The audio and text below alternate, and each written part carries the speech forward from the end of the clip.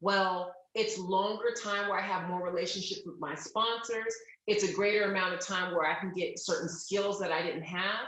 And so I try to think of ways like, okay, if they were going to have it in July, August, I was going to be ready. I was going to be there. I was going to do my job. I decided to get a double mastectomy because I had the breast cancer. And like I said, I could have easily just had the lump taken out and that's it. But I was like, no, we're going for a world record. Take everything. Welcome back to another episode of The Burn.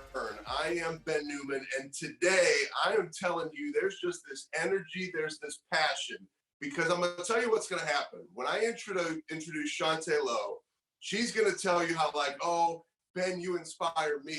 But no, she can't speak yet. Chaunte, she inspires me. And I'll tell you what, there are individuals in life who are fighters. And for me, I've been so blessed to meet individuals like Chaunte Lowe who are fighters and provide this amazing example.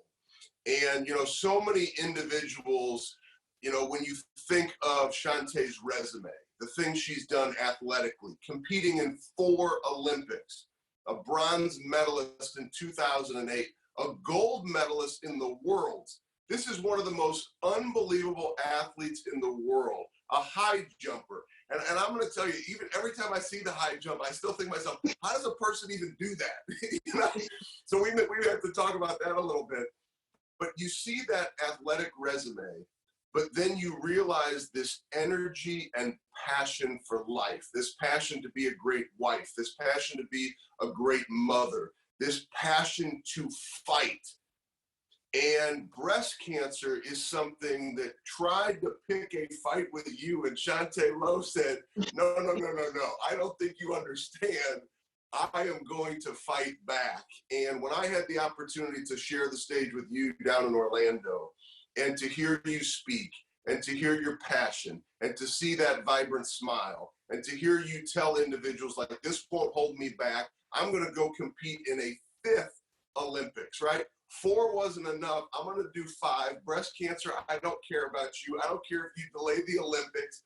I'm coming back stronger than I ever have. And I just couldn't be any more excited for our listeners to have this opportunity to spend time with you. And I know there's some really amazing things that are now happening. Olay has backed you. Walgreens has backed you. It's like everybody wants to hear that Chaunte Lowe story. So Chaunte, you inspire me. And welcome to The Burn. Thank you so much for being with us. Thank you so much for having me, Ben. Like you said, I do admire you and what you do for athletes and professionals all over the nation, all over the world. And I'm just honored to be here. Thank you for having me.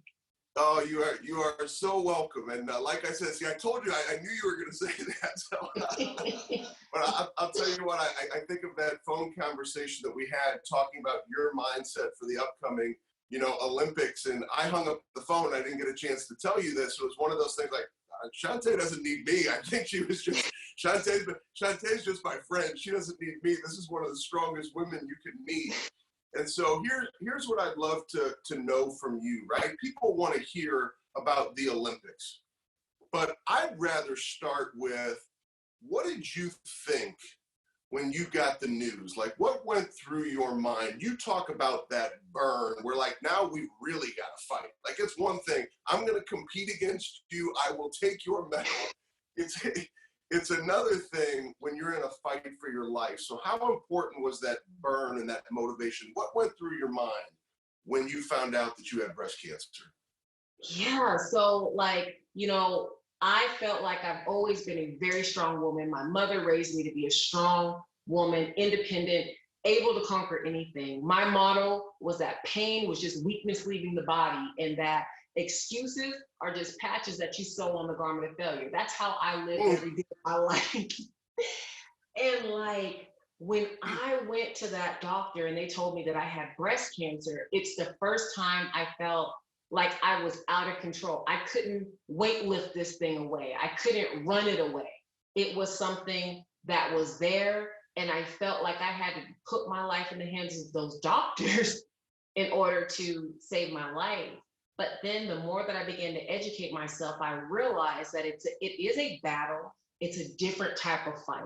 where I'm having to find out who are the best oncologists, who's going to be on my team, who is the best nutritionist, what can I do every single day to make sure I put myself in the best position possible to not only be here for my kids, but to be here for my family and make sure that other women don't have to go through this. So it sounds like, which is really fascinating, if you think about competing to get ready for the Olympics, which is extraordinary. I mean, it's such a dream for so many people, and it's such a difficult thing to conquer and do, and then to go and win medals. But it was almost like you said, I'm going to treat this, I'm going for a different medal, but this is a medal of my life, and I have to train, I have to figure out how to do it daily. So you literally took that daily mindset and you just kept trying to win every day. That is exactly what I did. So when I decided that I wanted to go to the Olympics, I tried to pick the best college, the college that had the coach that coached my event. Like, I really was very strategic. This was even in high school. And I noticed that doing that bred a whole bunch of success in my life. So then when it came to cancer, it's the only way I knew how to fight. It's like, okay, what are the statistical parameters that I could put myself in that 95 to 99% success rate? And I took it just like it, and not even just an Olympic gold. This had to be a world record because I only got one shot to get it right. Now help me understand this. What do, because I think these are the things that people don't think about, right? So you are so strong, and now, you know, you battled through this. What are doctors saying? Like, when you say, hey, I'm going to go like compete in the Olympics again, it's not like, hey, I'm going to go play in this basketball league with my friends, you know, like at the rec center. It's like, no, I'm going to go and get this body ready to compete again. Yeah. What did the doctors say? Did the doctors try to tell you, you know, you need to be careful? And then what was your approach for really digging down deep, finding the burn to get back on track for training? Yeah, like I think when I first got the diagnosis, it just knocked me off my feet. And so I wasn't myself. And I think I was able to relate more to how people generally take bad news. I was just like, all right, whatever has to be done. You know, you guys just do it. And it really came down to the breast implants. And when I was, you know, I decided to get a double mastectomy because I had the breast cancer. And like I said, I could have easily just had the lump taken out and that's it. But I was like, no, we're going for a world record. Take everything. and so they did that. And I was at the breast surgeon, the reconstruction surgeon would come back, and there was a decision to make.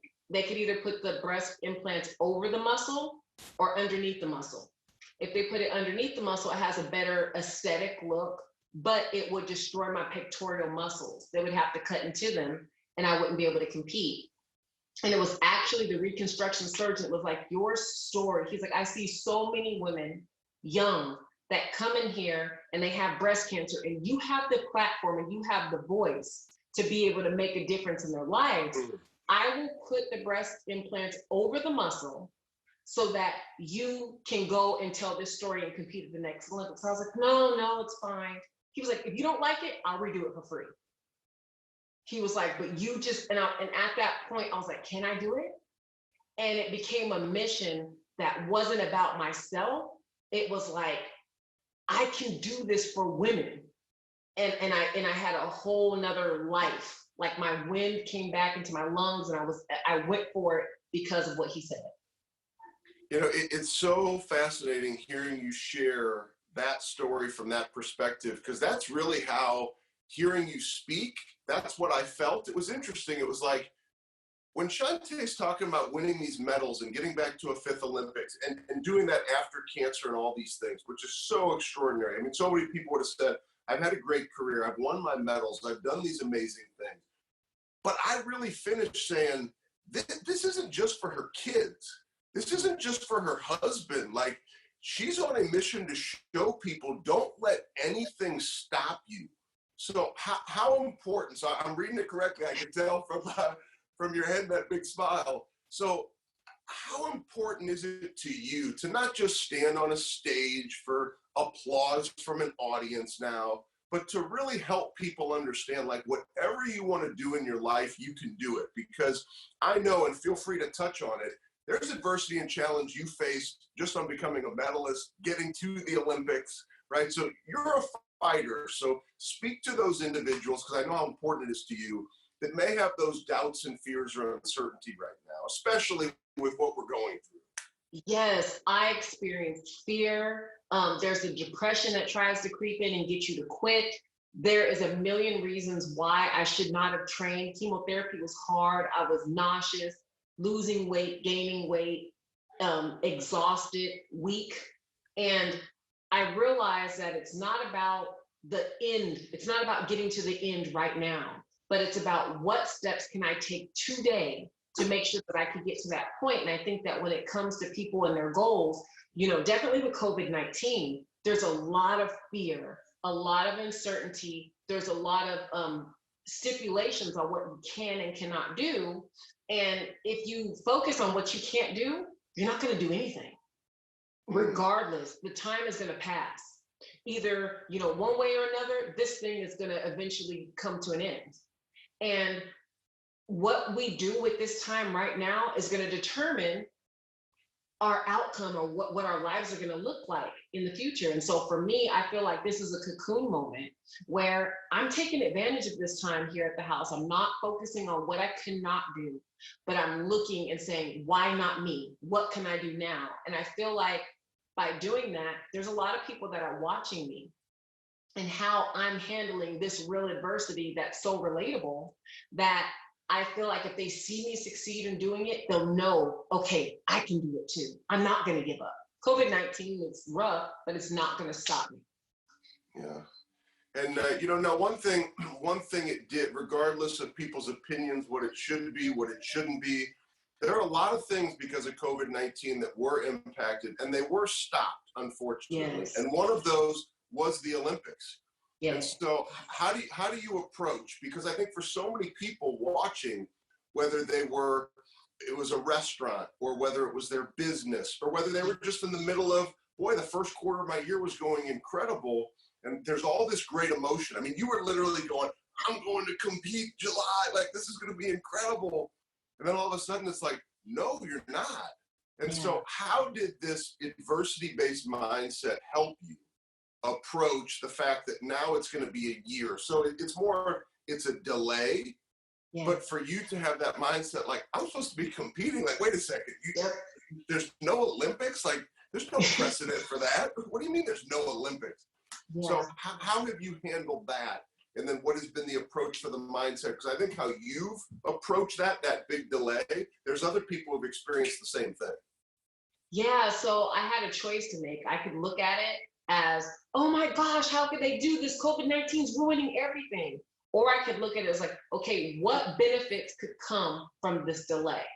Well, the first thing is I'll be further removed from chemotherapy. I'll have more time to train. Secondly, imagine if they did hold the Olympics. I would constantly be worried about getting sick, getting my family sick. It would not be able to be a situation where I could be singularly focused on the goal at hand, which is performing my best on the biggest world stage. And I just look at it as, okay, well, it's longer time where I have more relationship with my sponsors. It's a greater amount of time where I can get certain skills that I didn't have. And so I try to think of ways of, okay, if they were going to have it in July, August, I was going to be ready.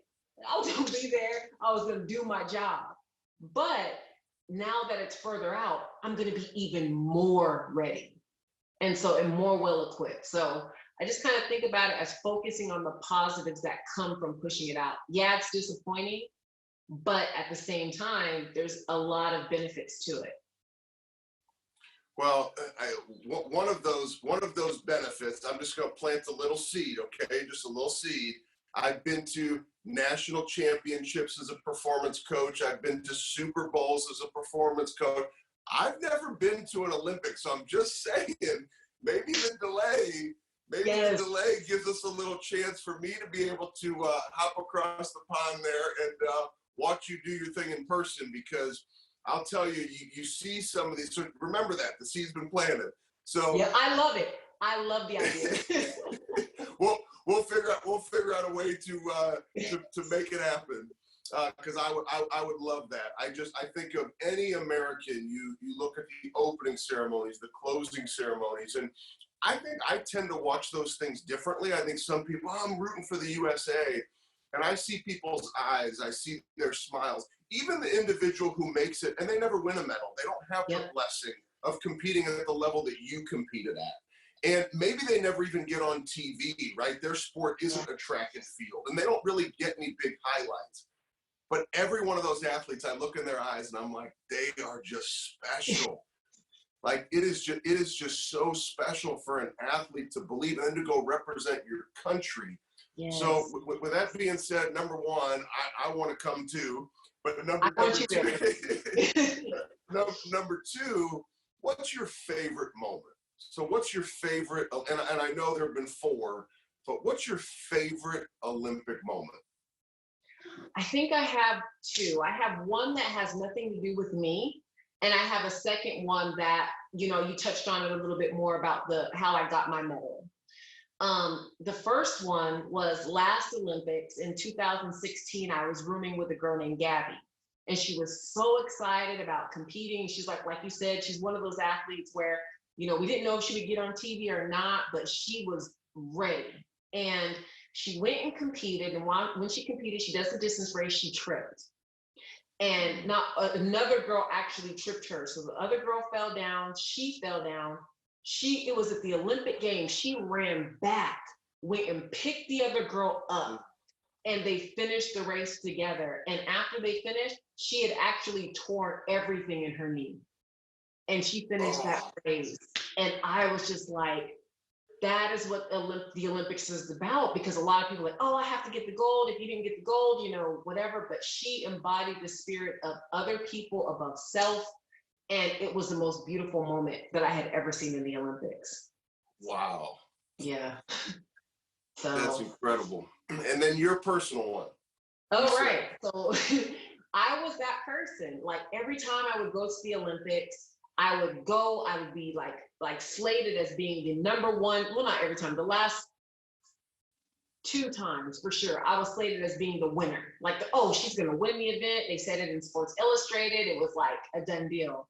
And somewhere I could have definitely benefited from having you there, because something happened between leaving my house here and getting to the competition.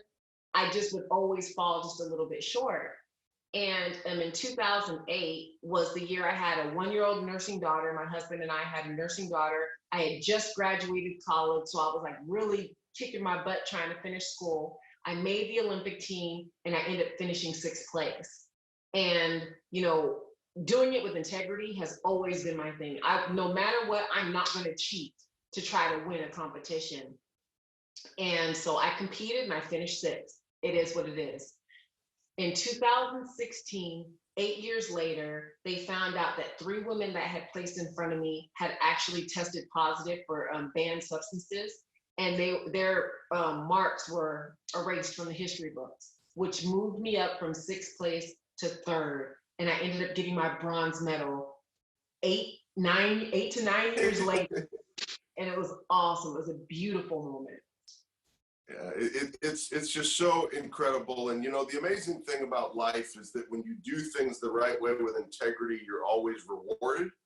Yes. And I believe when you do the right thing, there's always this great strength. And I know both of us are very, very faithful individuals. And I know how much that faith is important to you for that burn that lies inside of you. And I just want to say thank you for your example. Thank you for your inspiration. Thank you for that smile, because whether you realize it or not, that type of energy is what gives people hope. And it makes me emotional because I think about my mom and the way that she smiled, and some of her students that remembered her smile. And, your children are so blessed that you have fought through, and you've showed them this example, and you can stand on those stages, and you're going to be back at the Olympics, and you're going to be back at the trials doing all these things, and just keep shining that smile, because it does give people hope that they could fight through and stay positive through COVID, which we're all experiencing. Yes. But you could fight through those real battles of life, but also maybe those areas, whatever that medal looks like for everybody watching. right? Because everybody's medal is different. Some of you, maybe you weren't even an athlete, but your medal in the business world. Yes. Just remember, and I often don't say this in these episodes, sometimes in the captions and things, but I want people to share this episode. Please do me a favor and share this episode, because Chaunte's story needs to be heard, because it provides hope and inspiration. And she is fighting for our country. She's fighting for our family. She's going back to these Olympics, and she's going for that one medal that she hasn't had yet. But I just have an amazing feeling that your work every single day is just going to provide the best chapters of your life. They're yet to come. I appreciate you. Thank you. And I believe that, and that's what my hope is for, your listeners, that they know whatever, like you said, whatever their medal is, that to fight for it, whatever it takes, even if it's a little step. During chemotherapy, my exercise was walking with a walker sometimes, but putting one foot in front of the other and just moving forward and not staying stagnant is what got me to the point now where I'm like, I'm very confident that I could make this Olympic team. You're incredible. Thank you so much for joining us on The Burn, Chaunte. Thank you for having me. You are awesome, and I cannot wait for us to see each other in person again. Yes, thank you so much.